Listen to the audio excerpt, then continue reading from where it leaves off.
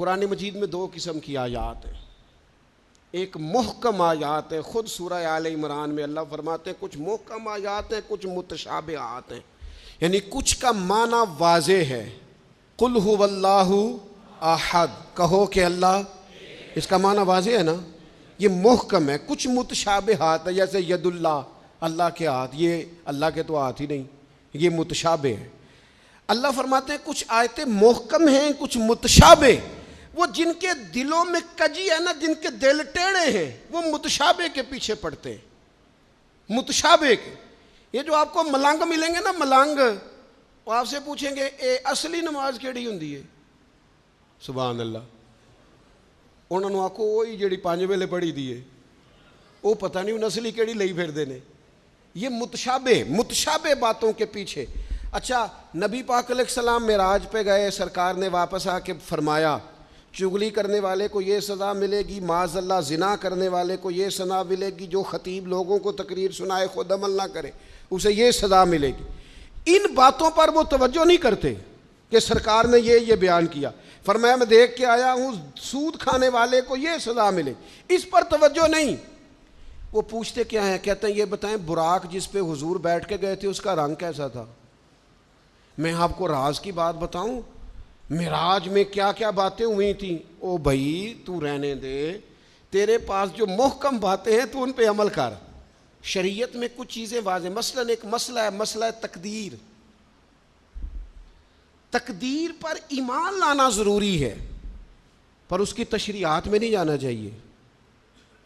یہ تقدیر کا یہ مسئلہ کیسے ہے، یہ مسئلہ کیسے ہے، اس میں جانے سے نبی پاک نے منع کیا، لیکن لوگوں کو عادت ہوتی ہے وہ باتیں چھیڑنے کی جن کو چھیڑنے سے شریعت نے روکا ہے، وہ چھیڑتے ہیں۔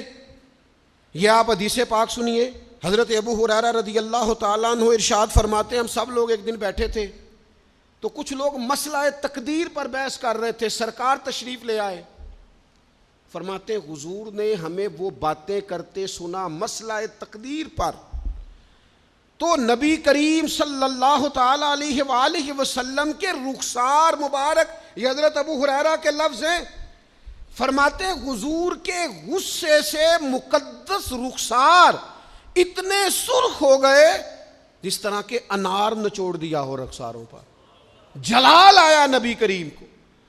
اور رسول اللہ صلی اللہ تعالی علیہ وآلہ وسلم نے ارشاد فرمایا تم سے پہلے لوگ اس لیے ہلاک کر دیے گئے کہ وہ ایسی باتوں پر بحث کرتے تھے جن پر بحث کرنے سے اللہ نے منع فرمایا ہے۔ اور حضور فرمانے لگے کیا میں اس لیے مبعوث ہوا تھا؟ کیا تمہیں اس لیے حکم دیا گیا تھا کہ تم بحث کرو گے مسئلہ تقدیر پر؟ متشابہ میں الجھ گئی ساری قوم، ایسی باتیں ڈھونڈ کے لاتے ہیں، لوگ ان کا مزہ لیتے ہیں، کہتے ہیں جی یہ بات تو سارے مولوی کرتے ہیں، انوکھی بات کریں۔ انوکھی بات کون سی ہوتی ہے؟ بات وہی ہے جو اللہ نے قرآن میں بیان کی ہے، رسول پاک نے اپنے فرمان میں بیان کی ہے۔ آپ چھپی ہوئی باتوں کی ٹو میں نہ پڑیں، جن باتوں سے منع کیا ہے۔